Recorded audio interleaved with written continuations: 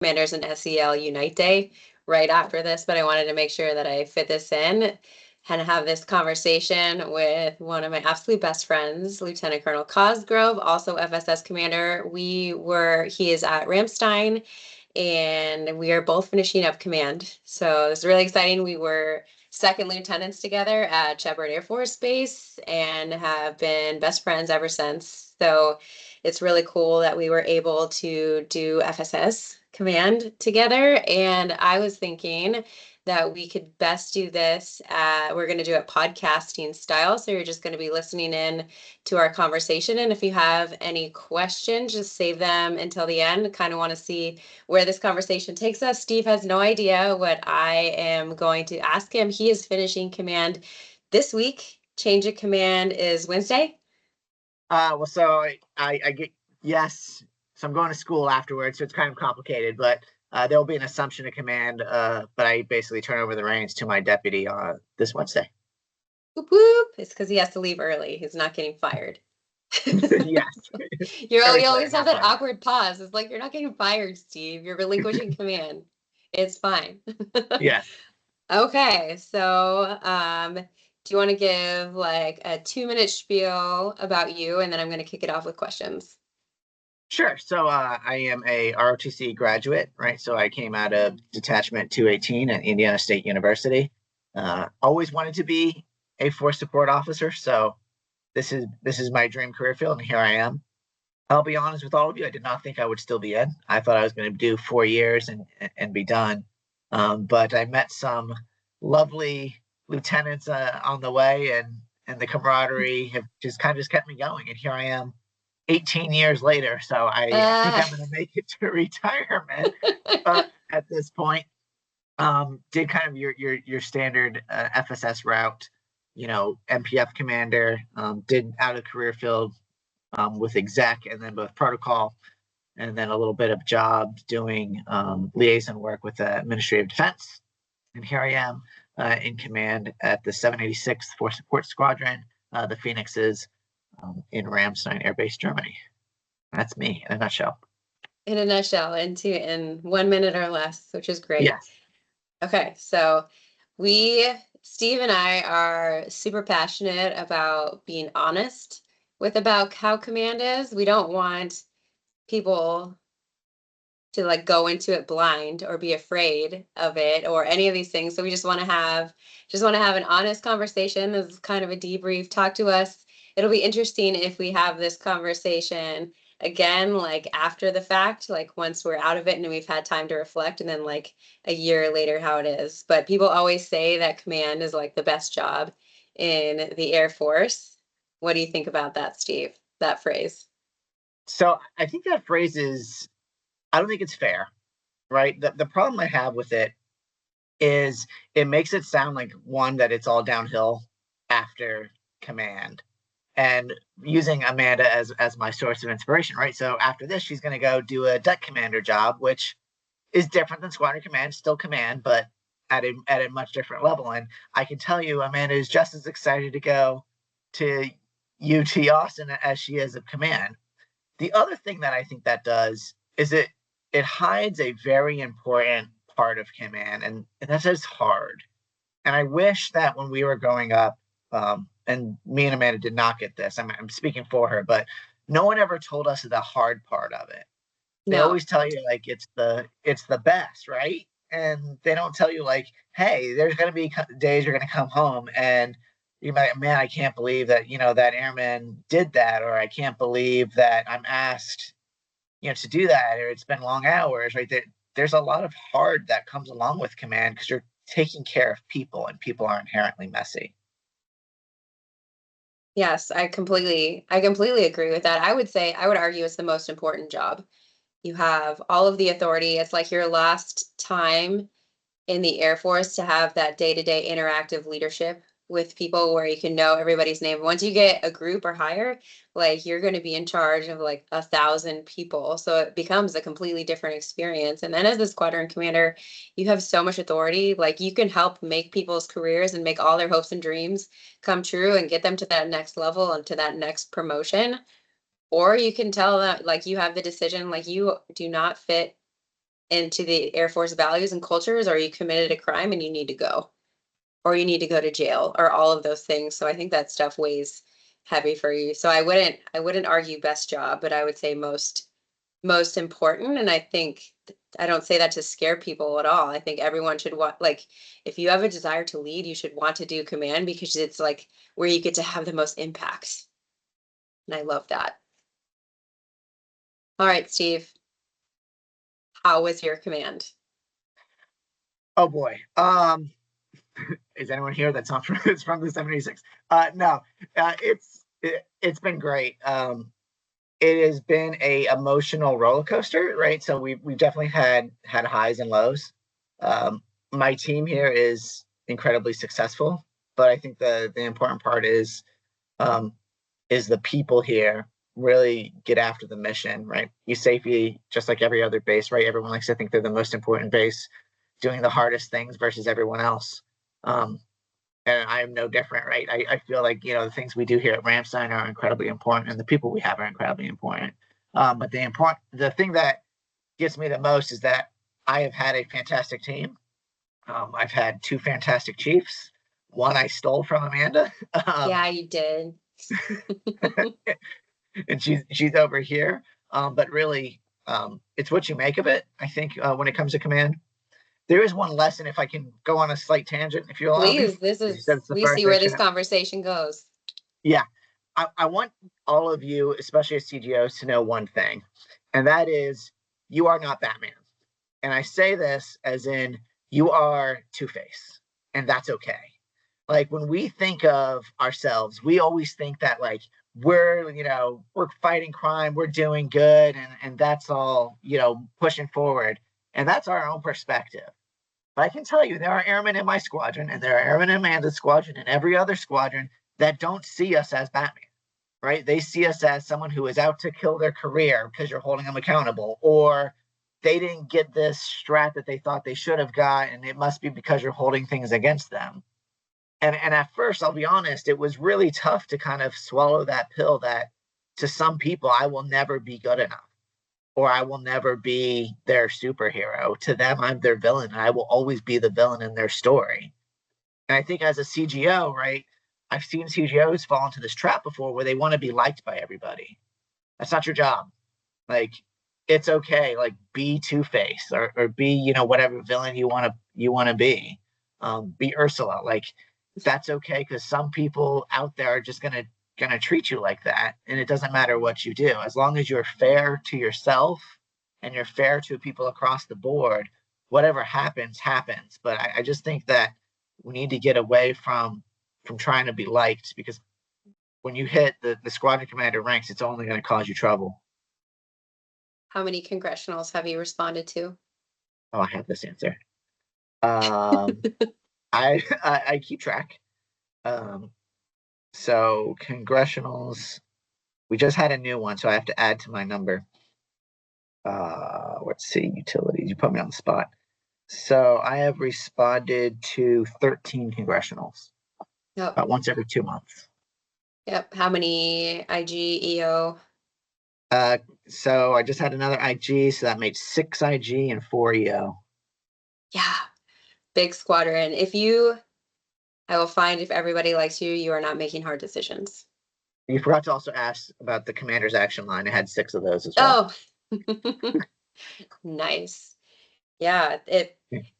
And people think they hear congressional, they hear EO, and it worries them. But if you are not doing anything illegal or immoral and you're being fair and doing your job, don't even worry about those. Like responding to them just becomes easy. I would say the first one that I got, I was like, oh my gosh, but you just eventually get used to it once you get the show, once you see how the process works, once you know you're not, like, if you're doing something bad, like yeah, I would worry about that, but hopefully you're not. And yeah, you just get used to it. You're like, oh, I know exactly how to respond to this one.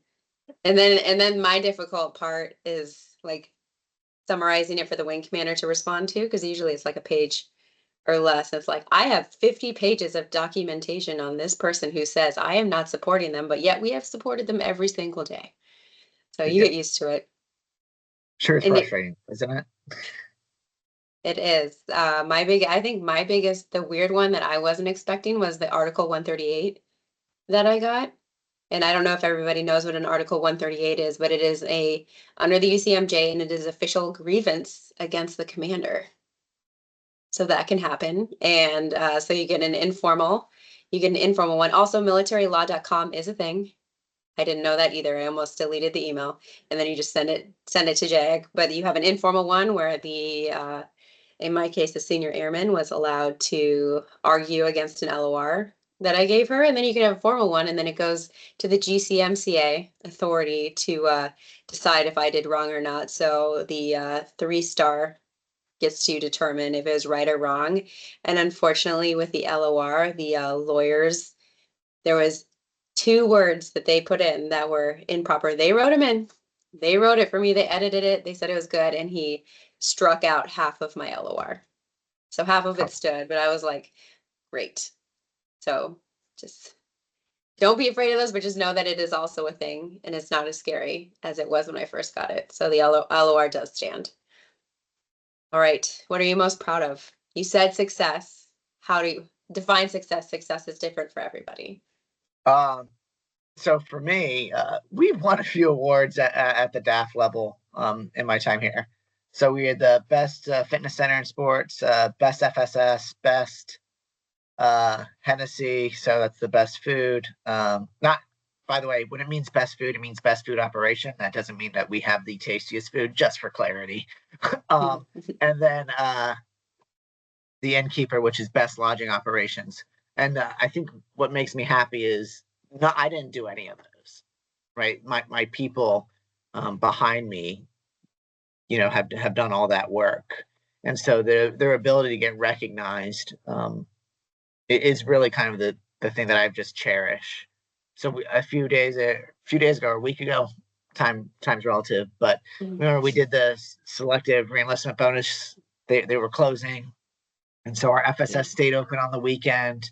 And our chief was so impressed that he came and coined them and sent an email to the chief master sergeant of the Air Force over our folks, right? So that's cool to see them recognized. So I think for me, like I'll define it as my folks receiving the recognition that they deserve, and they've also fared fairly well when we come to strap boards and everything else when it comes to those discussions. That's What about awesome. you? What do you see as success? Oh, mine's been a completely different situation than yours. I came in to an award-winning squadron, and I find that sometimes the squadrons are the people who can write the best packages. I'm not saying that's yours. I'm saying it's my There's some experience, truth. because I came in, I was like, I am not going to be able to have an impact at all on the squadron. Like they already won the LeMay, like they are just like everything is going to be on lock. And what I came into was a bit of a dumpster fire. So like they were able to do all of the good things really well, but like there was no processes in place. They didn't follow checklists. I could not get airmen to show up on time in the correct uniform with a haircut. So it was just AFSOC can be laid back.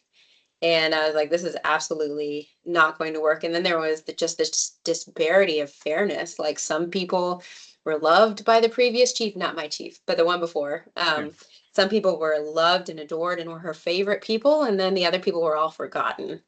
So they were just kind of left to fend for themselves. And sometimes when people are left to fend for themselves, they go feral instead of doing the right thing. So we really had to rein people in. So I am proud of the cleanup actions that I've had to do. And it's so funny because this is the second command I've had to do cleanup actions for, just deep cleanup actions, and just like clean up the foundation and patch up all the holes and then hand it over to the next guy to hopefully build something amazing. So I'm just the change management, get people in line, get people to do the right thing. And then it's just like all the processes, like I feel like we finally have momentum going forward, and then Steve Deal is just going to come in and crush it. So I'm really excited to hand the unit over to him. But yeah, most proud of the people, because it was exhausting and it was hard for me personally, because I find that I'm a pretty fun person. I think you might agree that I'm a fun human, and I had to be a hard ass the whole time, hold the line, hold people accountable, and it really does wear on you, especially if that's not who, I mean, that's not who I've ever had to be, but I have to protect the institution as well. So that's where it's challenging. And I am a villain in a lot of people's stories, but also a good person in a lot of them as well, which is nice.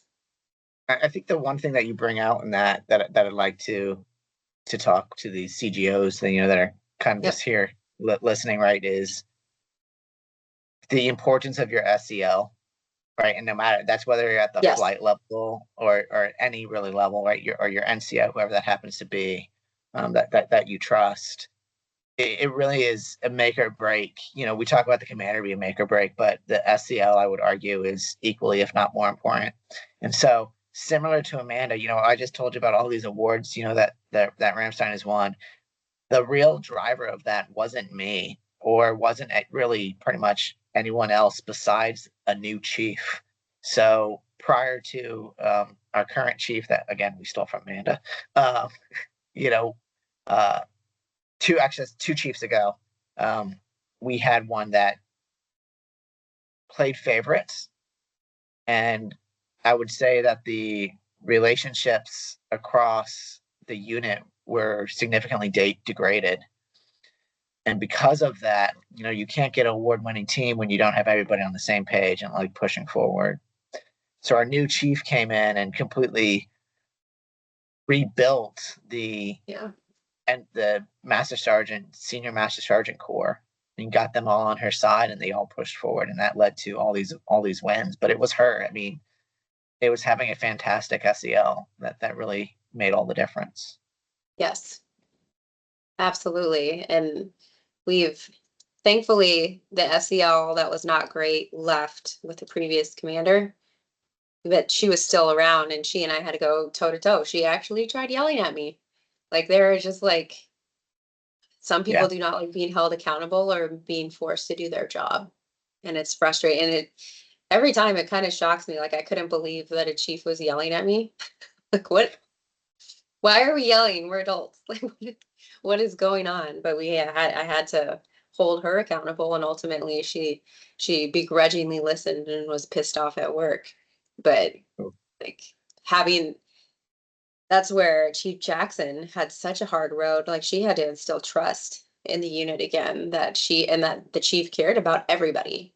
So she had a huge lift, and just being present at people's events when they are doing things, or when they are open early, when they are open on the weekends, just like popping in and checking on your team makes a huge difference. And she finally instilled that trust, and then she left for a bigger squadron and bigger promotion overseas at a really cool location. I had to leave her anyway. It's fine. It's okay. My next good news, next woman up was incredible. So I have a chief select right now, and she literally has not missed a beat. So I'm very fortunate in that realm.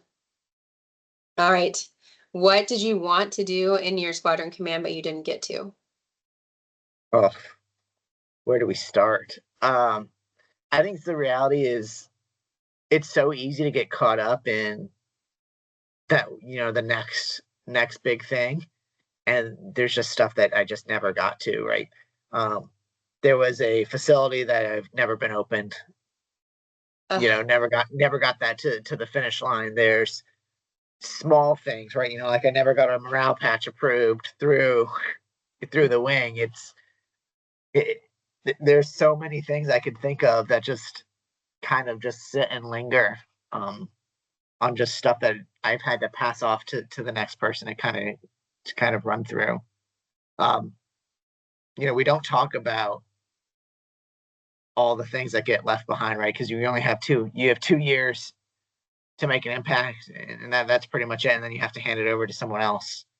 I think 2 years, by the way, is the right amount of time. But you know what? Can I restart? I do have an answer. yeah, please. I'm gonna restart. So Please all those do. things are true. Those are all things that I haven't done. But there's one that I should have, and I put ourselves at a crutch. So I'll be transparent, because that's what you wanted. You want honesty, right? Yeah. So it wasn't until after my first year that I realized, wait a minute, where is our sustainment plan and recapitalization plan for our lodging? So lodging overseas, we're continuing while lodging stateside is going the contracted route. And so when I started asking questions, coming to find out, like, nobody had a plan. But because I didn't ask that question, it delayed our whole construction a year. So Dang. instead, yeah, because everyone, because if I don't ask that question and get it started, and somehow the ball gets dropped, the next commander's not going to know to answer right away, and then the next commander's not going to know, and now you're 3 years that you've wasted on a project that's going to realistically take to 2031 or 2032. Yep. I mean, it might Dang. not even be built while I'm in service anymore. The reality is, but I kind of regret not getting after that sooner, because I should have known. That should have been one of my earlier questions, is, hey, we have these old buildings. What are we doing to get after fixing these? And I didn't ask that question. And so Yep. for CGOs, right, there's something that you can just, that nags at you, like, why are we do it this way? Or why, why is this not done? Or why have we not got after this? Depending which one of those whys you have, if you don't pick at it, right, you may find out that you have set your unit back years on something that you could have got after. Obviously, we've corrected Yep. it. We're moving forward, but I set us back a year, and it kind of stings. Yeah. I like to reiterate with that is trust your gut. I've had several moments with that as well, where you're just kind of like, oh yeah, that's how we do things here, or that's just how things are. Or somebody has it, and you feel like you should ask the question. And you're like, I'll put it aside, and then you're like, oh, I was right. Crap, I was right. So the sooner you can start trusting your gut, and I would say I listen like 90% of the time. I've definitely gotten better as the years goes on, but like ask the question and just ask it out loud. And maybe you're gonna have the world's longest to-do list, but at least you're tracking. And then at least if you've identified it, hopefully you can just pass off to the next commander, like, hey, this is what I couldn't get after, so they can start getting after it as well. So like when I do turnover, I just like to do a brain dump.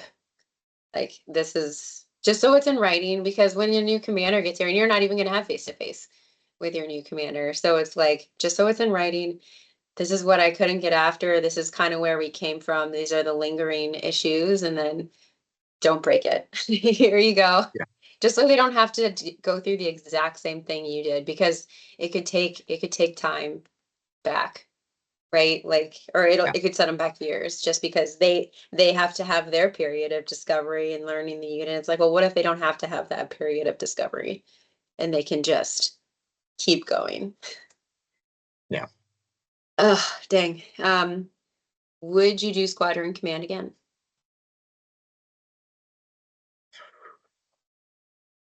Oof, you're you're coming out with the hard ones.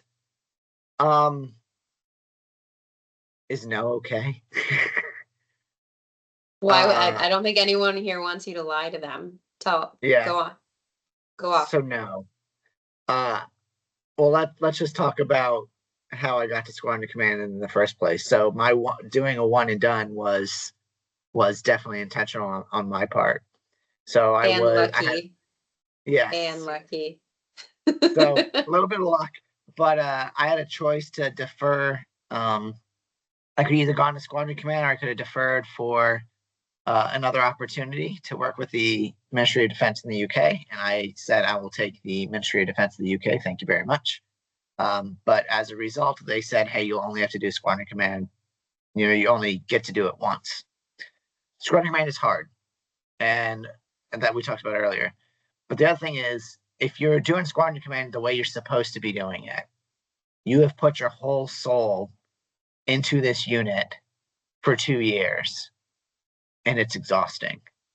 Like, to be frank, like, did I get after all the hobbies that I normally do? No. Was I great at doing self-care when it comes to fitness? Also no.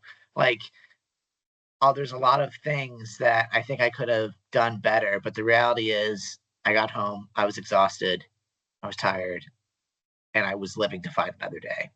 I'm not using this as to discourage command, because the beauty of command is that there are these experiences that you just don't have anywhere else, right? Like, the smile on someone's face when you tell them that they got promoted when they weren't expecting it and they burst into tears, right? Like, only I can do that. I mean, other people can tell them, but right, the reality is it's the commander that comes and does these things, right? I feel I've done good for people that I wouldn't have been able to do otherwise, but it come at a cost. And I don't know if I would be able or if I'd want to do it again. I would like to take the lessons I moved and then move on to other things within our Air Force portfolio. Nope, Does that's that make fair. sense? Yeah, I think Well, yeah. What sometimes about you, that Miss duty, two-time yeah, commander, three-time commander? well, I think duty, sometimes the word sacrifice and a sense of duty and purpose, like people look at them as bad words.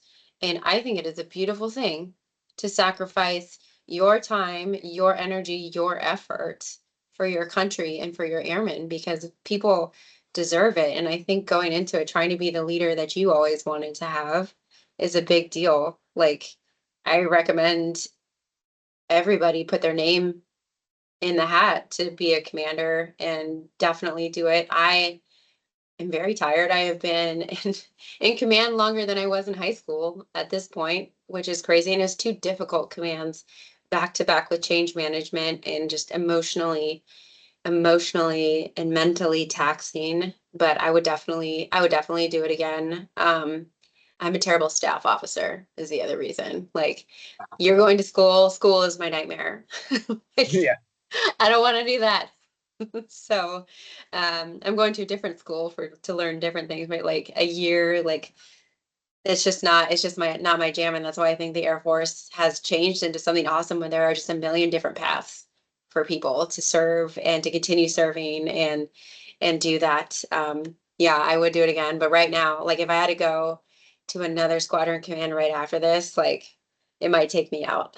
Like every day I come home because I have just given all of my energy to the unit. And thank God my husband is so understanding. Scott just like always make sure I have food to eat no matter what hour it is. I have dinner waiting, and he just is so understanding because he gets whatever is left of me at the end of the day. And yeah, we're both ready for this command to be over so I can be like a fun human again because I have also procrastinated the hobbies. I have procrastinated the travel. I have procrastinated all the things. Like I am not the best friend right now because it's like unit, Scott, my family, and like my few best friends that I speak to, and then everybody else is just like fallen by the wayside. Like I haven't had a huge social life here because I want to just hang out with my husband on the weekends because I don't get to see him very often. But Austin, I'm ready. I'm ready for the bounce back. 2 years in a row of command was also an intentional decision because I'm done at 20. Like Scott and I have had the decision, and it's like 20 is enough. And then we want to put roots down somewhere. So that's why I did back to back because I didn't want to be stuck at the 21 or the odd number because it would be another 2 years and then another 2 years and then I'd have to PCS again and then they got you. So it's always like deciding what's next is always personal. And hopefully you have a family at the end of it or partner or boyfriend, whoever to have that discussion with. Or if you don't, that's fine too. And you and your dogs decide what's best, right? It, yeah, it is funny. So to be clear for everyone that is both listening online and recorded, I said squadron command. I wouldn't mind doing, group command or whatever else that comes later. But I honestly think squadron command is like the hardest job in the Air Force. It is. Like I think it's harder than group. I think it's harder than, no offense to wing commanders, like because you are there and there was nowhere else to give it to, right? Like you don't give it to another commander to fix. You are the commander that fixes all the things. Um, so I think that is. But we also, you know, talking about career goals, ours are slightly different, right? Yep. So I I will want to do not be something retiring. creative next. Yeah, Yeah. I will not And be retiring Steve's at 20. Not allowed. no, hopefully you get your Euro 6. He Yeah. got selected So for school, so he's looking good. yeah. So Looking going to good. school.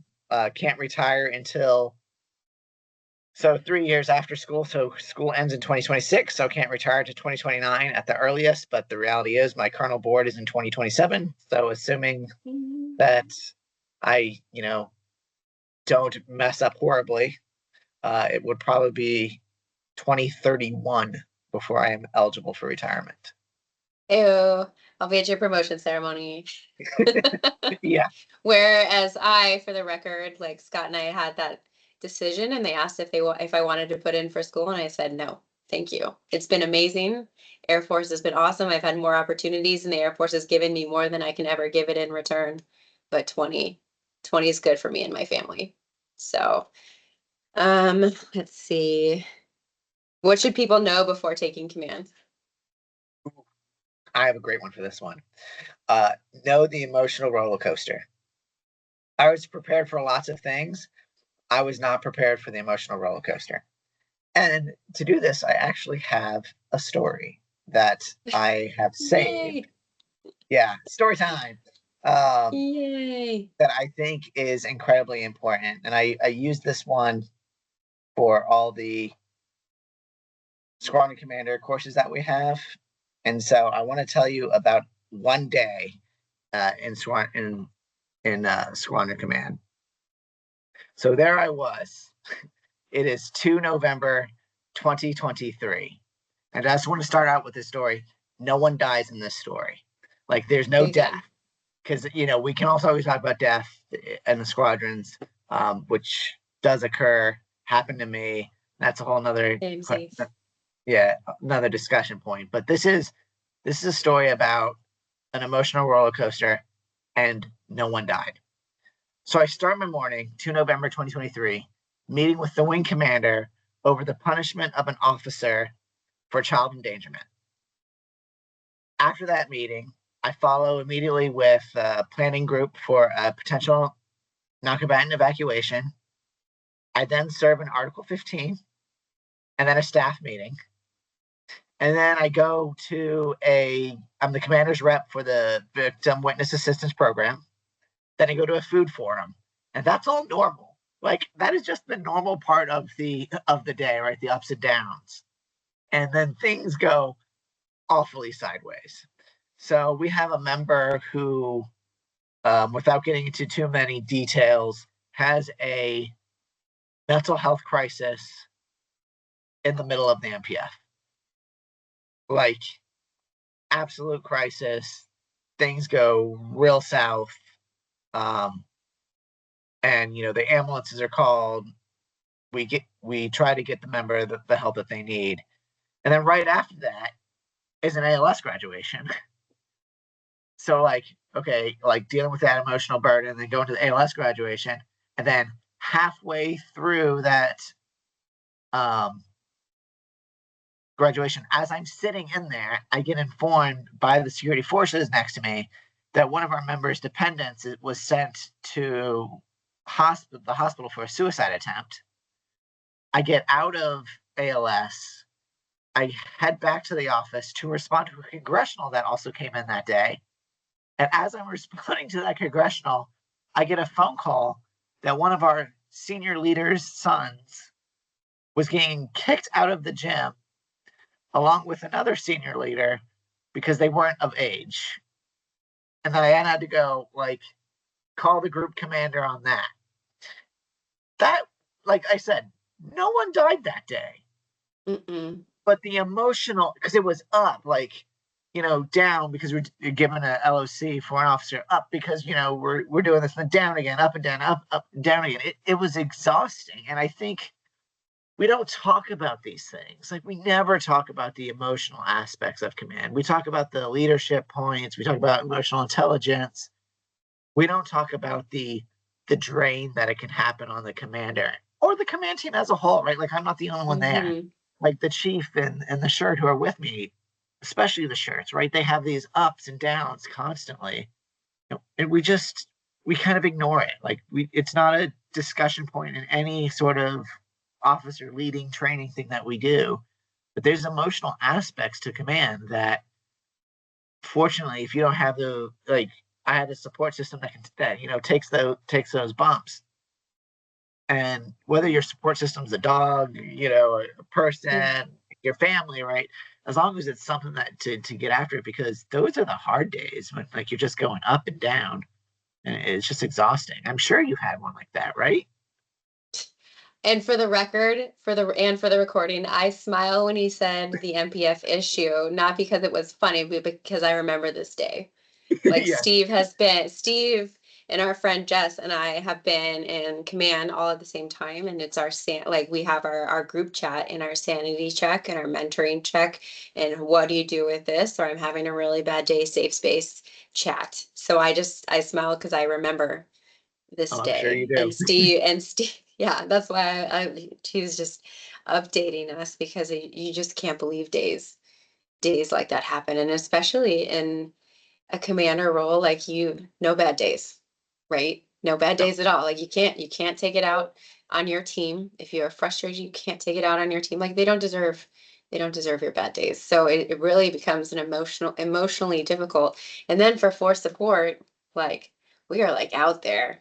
You're not just like out with your squadron, you are like out with the people. So I've had days where I'm like going to the youth center and talking in front of parents and then giving an Article 15 and like you go from like outgoing and happy into that personable commander role where you have to be talking in front of people to like very serious things that are emotionally taxing. And every time I give, because I am very empathetic, every time that I am holding somebody accountable, like I just feel that a little bit harder, but you can't show it. Like you have to have your stoicism up, especially with Article 15. Like you look in their eyes and you just like see, you're like, oh, nope, keep going. And then I just have to like close the door because it just drains all the energy out of me. But maybe you only get 5 minutes, right? And Yeah. then you're on to the next thing. So you just learn, like for me, I just like put the emotions like on a mental shelf and then just deal with them later. Or they're still on the shelf and I'll deal with them after command. Um, I feel like you already touched on it. What was the hardest part of command? Yeah. The Well, emotional? yeah. Yep. I'm I'm Okay. empathetic, so You're what? I'm empathetic like you. Like, I know. Hug. yeah. That's why I'm in for support. I would say that Yeah. that's the hardest part. Yeah. Absolutely. Okay. So what did you do to stay sane during command? Like what were the things that you relied on to manage the stress? Because I know you said you didn't work out the way you wanted to, you didn't have your hobbies. So what did you do with the limited time you had? I took advantage of longer weekends, right? Because you have federal holidays that match up. Usually Mhm. would go out to somewhere in Germany, like um, get away from base. The reality is I can never unplug, right? Your commander, I have that phone leash that's on me even when I'm during leave. The other thing that is not probably great, but was great for my mental health was binge watching television. Like the ability to just take myself out and just focus on whatever show I happen to be watching at that time. Again, not a healthy healthy thing, but it worked, right? For just Mhm. being with Matt and being able to be together. I know you have Barnaby that you just kind of cuddle and love on. Yes. Sweet, sweet floof. And Scott. But I mean Barnaby's fussy and cute. So Yeah. um I would say for me, the worked out Monday through Friday, no matter what, in the morning, the ass crack of dawn. I know you're not a morning person, No, but I not at like all.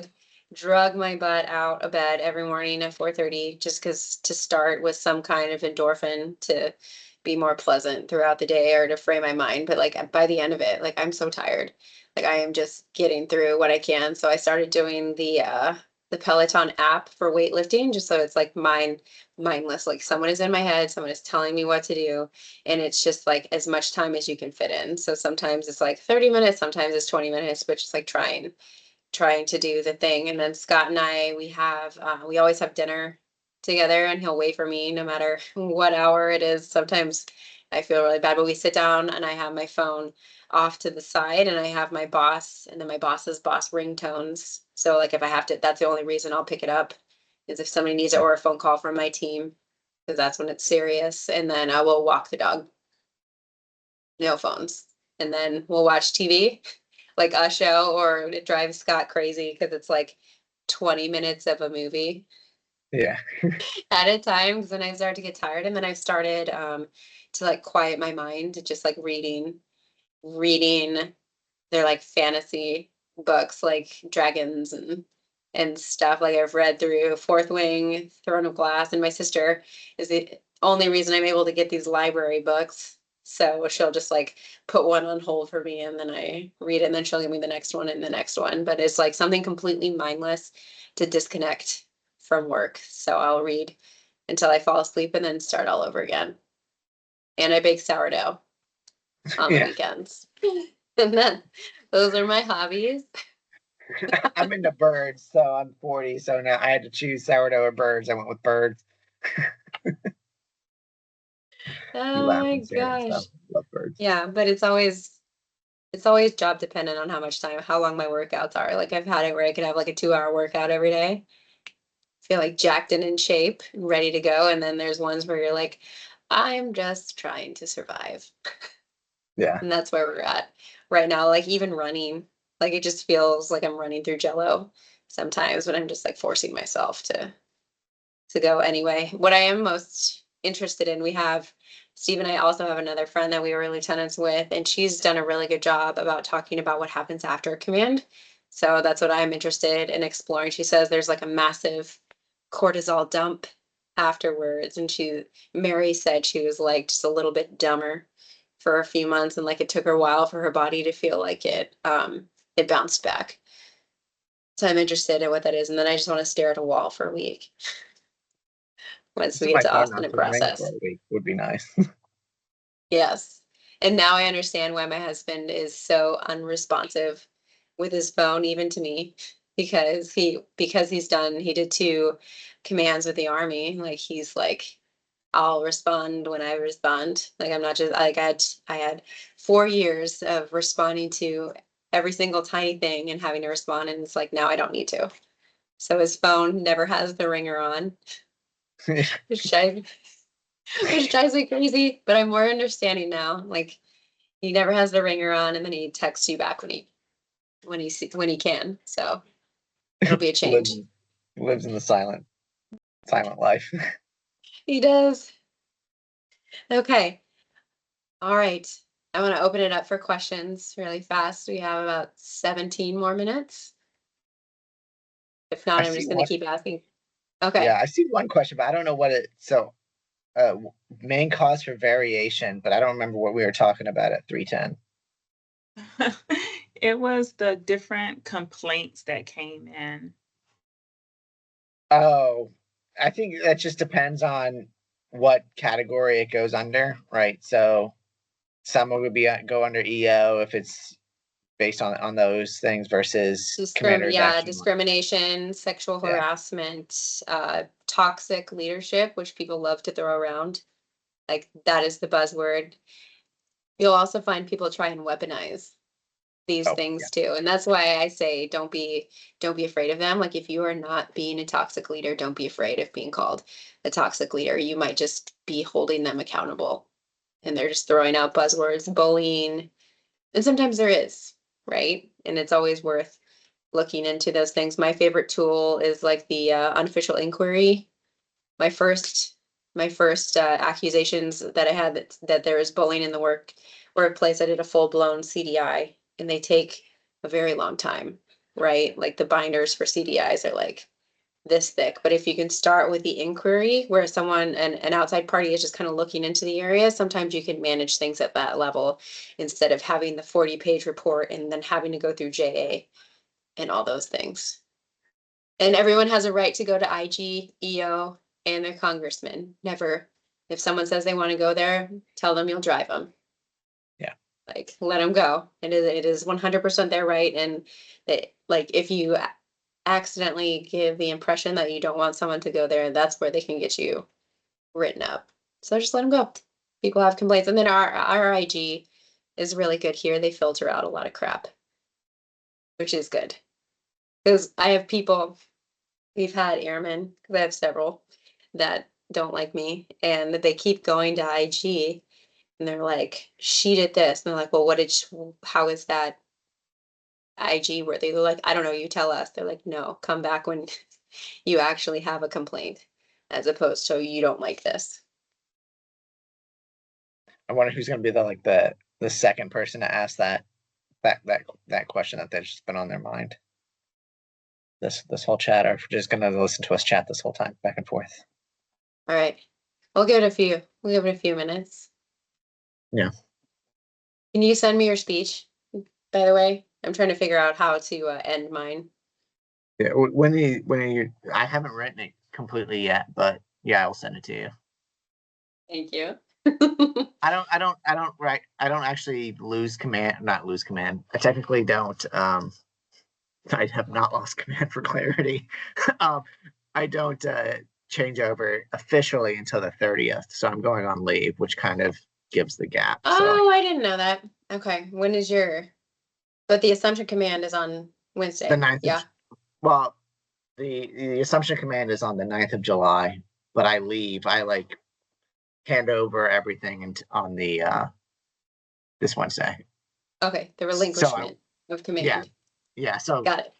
But I have to out process on the 27th. So officially on the 27th is when my speech will be, or not speech, but those comments will be given out on the 27th. Are you doing it in German as well? Of course, there'll be some German in it. Yes. Love that. Yeah. Love that. Okay. Do you Any feel more like questions? if there's no Oh, no, questions, I'm Steve, gonna ask please. you. I want to Yeah, be please. the host for a second. So, do you feel like you were your authentic self this entire command, or do you think you had to put on a face sometimes? I don't feel like I was being fake. I think I just had to be the hard ass. Like I can be a hard ass 100%, right? Like I prefer if everyone just would just do their job and not commit crimes and not go to jail and not be a shitty human. But alas, people are gonna people. And so I just had to hold them accountable. So I don't feel like I was fake at all. I think I just had to put on hard ass hat and hold the line. So yeah, I think people can see through when you're fake. But yeah, I definitely had to be more. I I reflect as like we could have had a lot more fun, absolutely, but I had to be the hard ass because there were no left and right limits. Like people had just gone feral. Yeah. So in order, like everyone should come to work, be able to do their job and know the standard, know their left and right limits, like be able to show up on time. It's the military for Pete's sake. Know how to wear your hair, know how to wear your uniform. Like all of these are very basic things that we didn't fully have. So that's fine. I'll be the hard ass. Easy. Yeah. But it is draining because I am fun. But like luckily my command team got to see that, my flight chiefs got to see that, but like at the lower levels, like I'm not smiling when I'm giving you an Article 15. Like I am not Yeah. smiling when I'm correcting your uniform. I'm not smiling when you are lying to me about like the last time you cleaned the gym. Like I can tell. Like Yeah. so yeah. What about you? Um, I mean, I'm always like the happy-go-lucky person, so the discipline parts were, as you said, like much harder. I think that I Mhm. was able to be myself though, and like I'm not a social media person. I never tried. Like that's not my skill set. And I think if I were to try to do that, it would have come across as fake. So I think Oh yeah. you just have to be yourself when you're doing all these things, no matter whatever that looks like. Yep. I did start here. So what I love that Steve did is he does a weekly message to his team, and I had delayed it for such a long time because I just couldn't find time for it because it was exhausting. But I started doing that like last February, every Monday, send an email. And then it started me writing them on Sundays and then having the delayed email send. And Yeah. I think it's been great communicating my thoughts, like what the week is going to look like to my team. And people really appreciate it. Maybe not the airmen who are like sick of another email, but like the people who've been around the block appreciate that communication. They appreciate getting wished happy birthday. Steve and I both do birthday cards. Steve, handwrite, do you still handwrite all the cards? I handwrit all of them, all 1,052. Yes, I did. I have my birthday cards and then we go out to see people and I do a birthday wrap. So I did that times two. 643 times two is how many times I have birthday wrapped. You have a great birthday wrap too. It's lovely. It's great. But yeah, I know that I was debating on doing it because the squadron is so large, but once we caught up, it was good because we didn't start till August, so we had about a month to catch up on. But it really helps you get to see your team because when you get to such a large team, like once you get past 130, like you're not going to know every single person's name. It is physically impossible to know 643 people's names that you do not interact with every single day. So at least I get to see people that are there. I get to see them twice a year because people, the FSS is 24/7.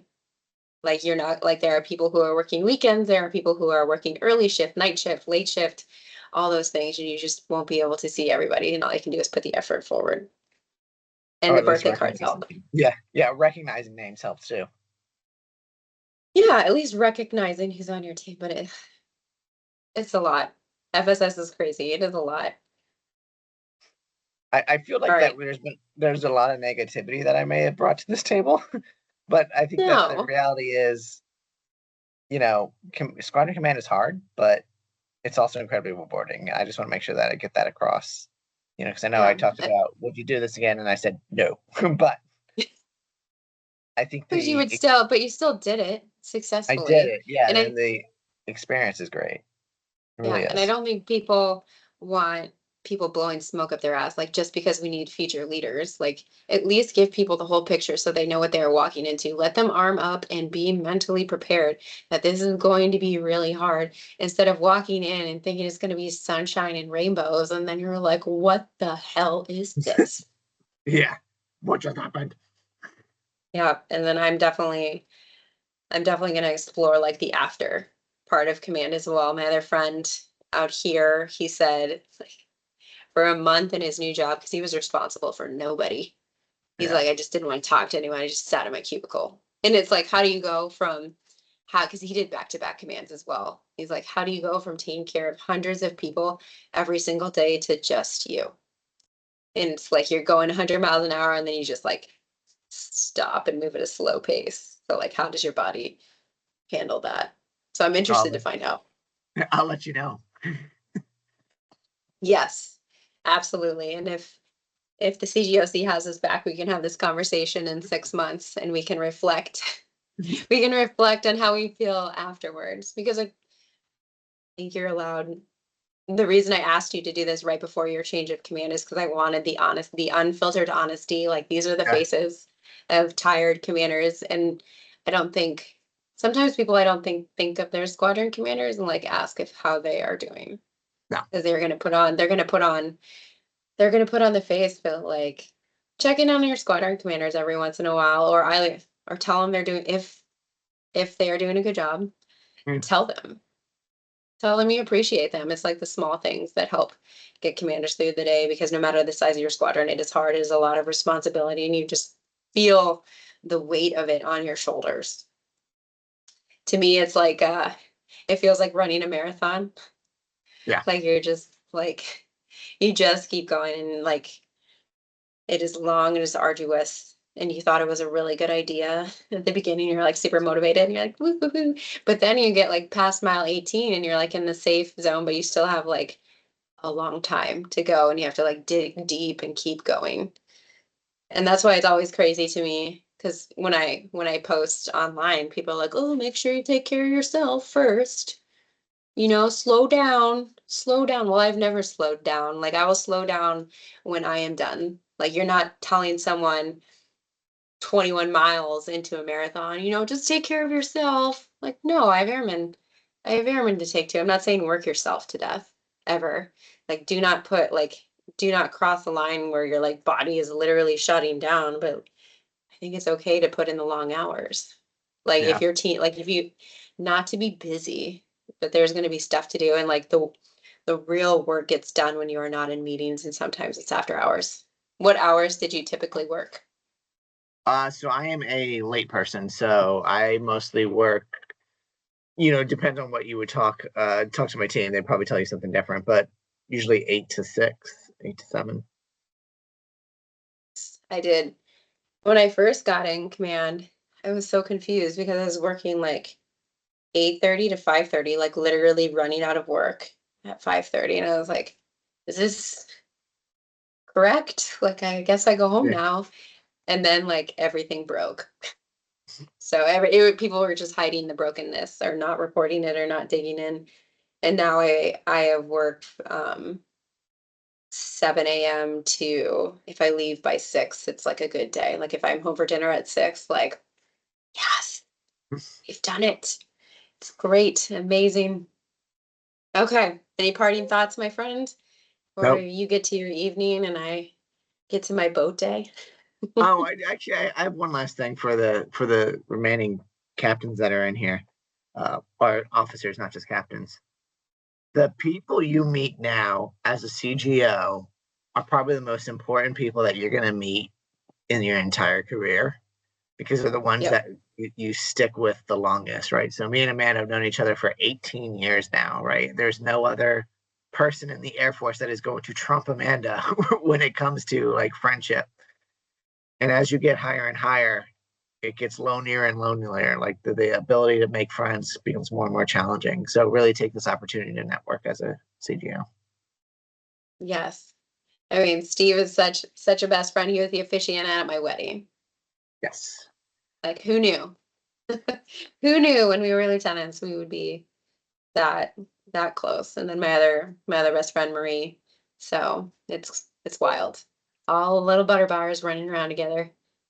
Go So Shepherd. enjoy it, make friends. I'm so glad you all are here, professionally developing. Cat Matmon, do you have any parting thoughts for us? I do not. I appreciated that insight and just being like super transparent. Like Colonel Cosgrove said, I'm not here to turn you guys away, but I also want to paint the picture. So I think that's appreciated versus just saying, do this, right? And we kind of set ourselves up for failure. So this Yeah. conversation that you all had was really great. I would definitely be open to hearing how things go 6 months or a year from now. All right. Yep, absolutely. Let us know. This is great. Thank you so much for having us. I appreciate that you are taking the time to professionally develop yourself and just listen to these conversations and dig in. Like this stuff matters, and making sure that you have time to do it during the day will pay dividends in the future. We can always be better. All right.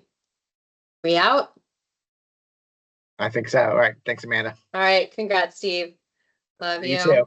Congratulations, and everyone take care. Have a good day. Please feel free to reach out if you have questions. All right. Thanks. Bye. Bye.